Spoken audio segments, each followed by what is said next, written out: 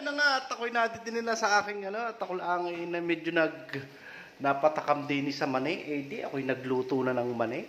Alam nyo gayong mani? Ang mani po ay maning pang-utin. Alam nyo gayong maning pang-utin? Ayan, ang maning pang-utin ni Kabatang. Yan ha, ang maning pang-utin ni Kabatang. Ang sarap po niyan. Maning pang-utin.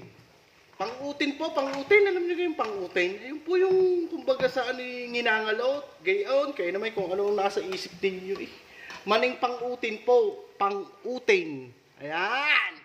Masarap ang maning pang-utin. Maning pang-utin po yan. Ha?